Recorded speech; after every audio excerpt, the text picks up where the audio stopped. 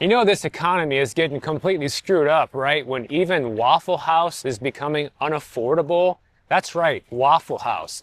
That was like one of the cheapest fast casual restaurants in America up until all of the massive inflation that we saw during the pandemic, okay? In fact, Waffle House is not the only one, but it is by far the worst offender in terms of the percentage of increase that they have seen in prices at their restaurants. And it's one of the reasons why so many restaurants have been hurting over the past couple of years, because people cannot afford to go out and eat at these prices. And a lot of people who are trying to pretend to afford it are using debt in order to go to these places and are charging up their credit cards to record highs right now. And that's one of the main reasons that a lot of these places haven't gone out of business yet. Now, the official inflation rate from 2020 to 2025 in the US was 22%. Okay, we know that is a complete joke, and the actual number is much higher. And I think restaurants and what has happened with pricing at restaurants is probably a far truer representative of what actually happened. Because during this same time frame, from 2020 to 2025, restaurant prices went up 42%, guys. And I can confirm that, especially being here in Miami. In fact, some of the restaurants that I go to here are now close to double what they were. I remember, okay, before the pandemic, this restaurant here in Miami, Bell Harbor Shops, Carpaccio, it's a restaurant. They used to charge about $57, $58 for a filet mignon with a side. Okay, it was already expensive back then. Now, the price is $79. Is that double? No, but it is a massive increase, probably very close to this 42% that we're talking about here. So needless to say, I'm not going there anymore. But Waffle House is actually one of those restaurants where the prices have doubled over the past 5 years. If you go to Waffle House today, you are going to be paying 96% more than you would have just 5 years ago. And some of the most recent data suggests that prices may even continue to go up, particularly at places like Waffle House, due to the egg shortage and the spike in egg prices that we've seen, considering it's a breakfast restaurant where a lot of their meals are centered around eggs. If you went to Waffle House in 2020, you would pay just $1.95 for hash browns. Now, that same serving of hash browns will cost you $4.20, which is a 110% increase. A cup of coffee at Waffle House in 2020 was $1.80. Today, it's $3.15. IHOP, they're not much better. Their prices have increased 82% over the past 5 years. One of their most popular combo items at IHOP is called the 2x2x2. That combo has gone up 129% in price over the past 5 years, guys. Far beyond this ridiculous 22% inflation number that we've all been lied to about. Texas Roadhouse, that is actually one of my favorite places to go while I'm traveling the country and I'm on the road. Because I feel like they give you a lot of food for the money and the service is usually pretty good. Even that place, they've seen their prices go up 46% over the past 5 years. And funny enough, the menu item that saw the largest increase is the kids' macaroni and cheese that went up 63%. TGI Fridays, prices are up 45%. Applebee's up 41%. Cheesecake Factory's up 40%, as well as Hooters. Chili's is up 39%. Denny's is up 36%. Cracker Barrel's up 35%. And among all the fast casual restaurants that were studied in this data, Longhorn Steakhouse actually had the lowest amount of price increases, but still went up 26% in this time frame. So nothing really went down, nothing stayed the same. I think you'd be hard pressed actually right now in 2025 to find pretty much anything that still remains the same price as it was 5 years ago. So you guys can use the chart that I threw up on the screen there a minute ago to kind of reference this. And of course, the link to the article where this came from is always down in the description below. And that way you guys can kind of decide out of all these restaurants, you know, which ones that maybe you would like to go to over other ones just based on how much the prices have gone up. You know, because it doesn't mean you don't have to go out to eat at all. It just means that here are some places where you're not going to see as an egregious of an increase. Now, last week we talked about the University of Michigan Consumer Sentiment Survey, but also the Conference Board does a Consumer Confidence Index as well. and their recent consumer confidence index fell by 7.2 points in March to 92.9. In fact, consumer confidence fell for the fourth time in a row, 4 months in a row now. And out of all the indexes that they track, only one metric actually improved. It was the consumer's assessment of the present labor market, which is kind of a shocker given how many people have been losing jobs recently and how many companies are not really hiring. But consumers were really pessimistic about future business conditions and future employment prospects. That actually fell to a 12-year low. And I think what's happening is a lot of people are finally starting to be personally affected by the real world economy right now. People are starting to see, their hours get cut. People are seeing their job get cut, or their friend's job get cut, or their neighbor's job get cut. They're seeing all the government job cuts. They're seeing all the big layoffs from large corporations, and people are starting to get on edge. People are realizing, hey, the value of my 401k is dropping right now, and who knows what's going to happen with my job tomorrow, and who knows what's going to happen with my business. So it's kind of normal to be feeling like this in such uncertain times.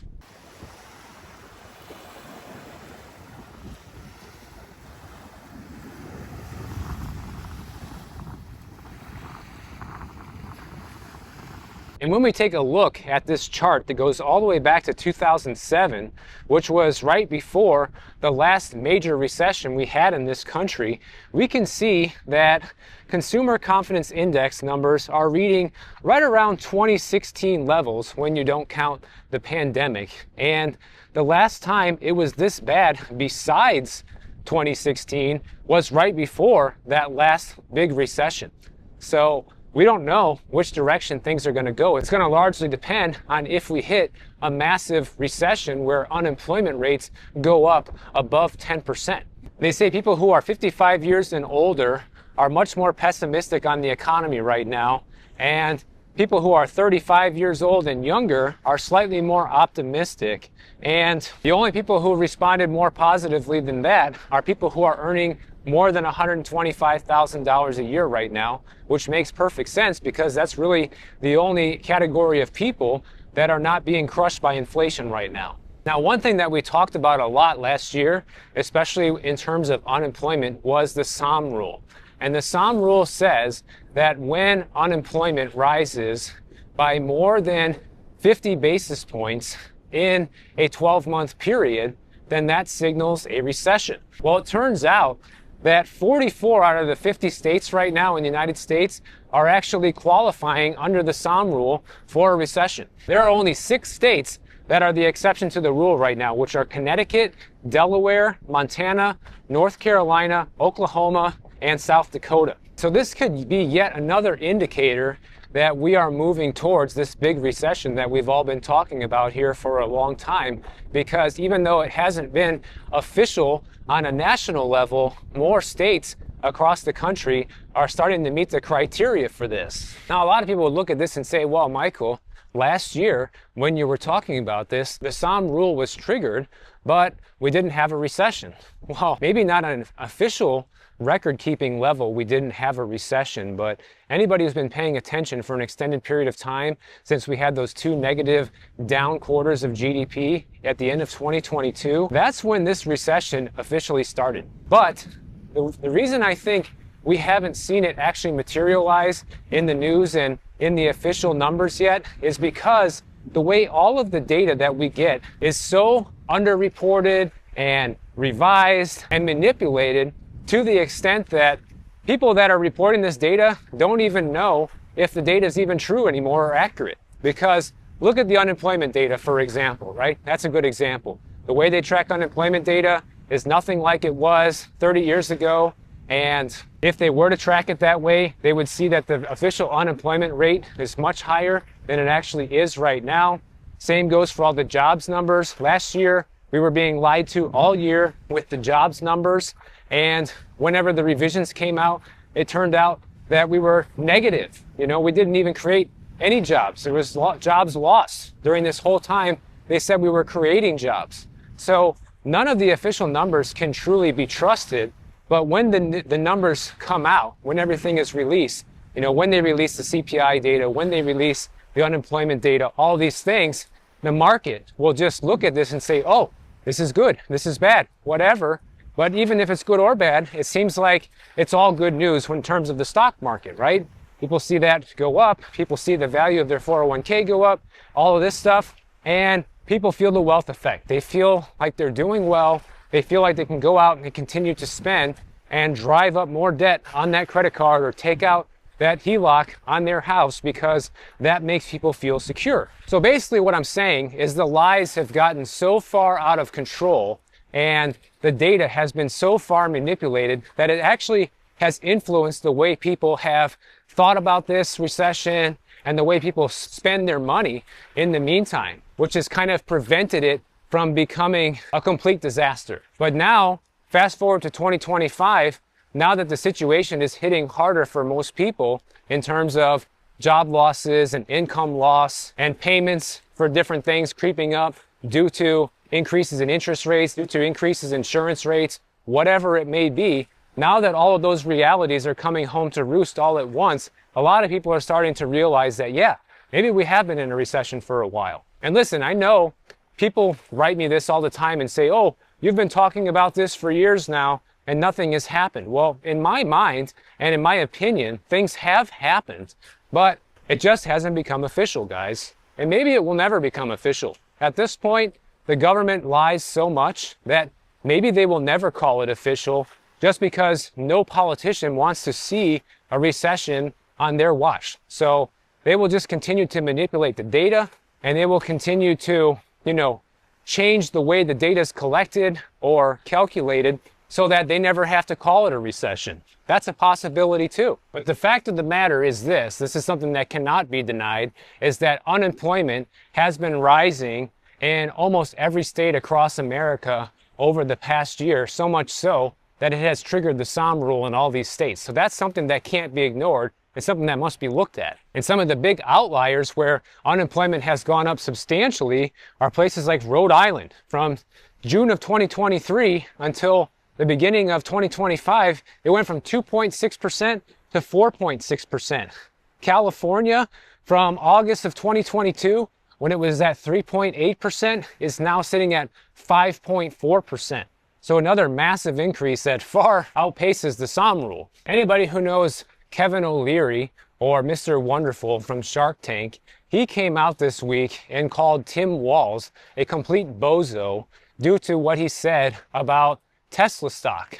Because here's the thing, guys, Tesla shares have gone down 32% in 2025, which has wiped out hundreds of billions of dollars in market cap for the company. And what happened is Tim Walz went on TV and said that he was happy about this and celebrating that Tesla share prices were going down so sharply because him and other people like him are not happy with what Elon Musk is doing. And I'm not commenting on that one way or another. I'm not even getting involved in that discussion, but I am going to explain why that is stupid. What Kevin O'Leary said is that guy didn't check his portfolio in his own pension plan for the state, and it's beyond stupid what he did.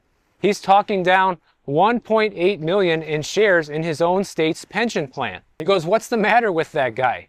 He doesn't check the well-being of his own constituency in his state? What a bozo. And what Mr. Wonderful was referring to is the Minnesota State Board of Investment, which showed that the state's retirement fund held a little over 1.6 million shares of Tesla as of June 30th of 2024, while its non-retirement fund held about 211,000 shares of Tesla. So these people are celebrating their own retirement funds crashing right now and their future value of their pensions crashing, which doesn't get any dumber than that, guys. And this is why it's also very stupid to bring politics into something as important as this, right? Because people are, not happy with what Elon Musk is doing with the Doge department. So people are boycotting Tesla in the form of selling the stock, in the form of damaging the cars, in the form of selling the cars, all of this stuff. But in reality, what they're doing is everyone's hurting themselves. People are hurting the values of their 401ks. People are hurting the value of their future pension funds. People are hurting the insurance prices in the area where all this vandalism is taking place. So everybody's just kind of shooting themselves in the foot right now with this situation, which is why it's stupid. That'd be just like me here on YouTube saying, oh, I'm not happy with all of these people in the comments that say negative things about me, so I'm just going to stop posting videos. Well, who am I really hurting? I'm not hurting them. I'm hurting myself, right? Because I'm the one that has set up my business around posting these videos. So I'm not going to be hurting them by stopping to post the videos, right? So it's going to be interesting to see how all this is going to play out. Well, I think it's pretty obvious by now that companies in general should just stay out of the political discussion, right? Tesla is now hurting from this. Target's been hurting from this for a long time. Bud Light got smacked over a similar situation. And a lot of companies are being boycotted over the DEI situation. So it's like, why get involved in this stuff? You know, why not just keep your mouth shut, continue to earn your money? And that's that. I mean, that's the ultimate goal of all these corporations. They all have duties to their shareholders to increase profits and increase the value of their shares or increase dividends payouts. So the fact that people are more worried about virtue signaling and picking a political side right now and sacrificing the company because of it is complete nonsense to me. But hey, I'm not the one that has to suffer from all of this. These guys have to make their bed and lie in it, if you know what I mean. So I'm glad I could get out here on a gloomy beach day and deliver the gloom and doom for you. And if you enjoyed this video, make sure you are subscribed to the channel. And if you don't want to wait for my next video to come out, check out this one on the screen right over here, and I'll see you in the next one.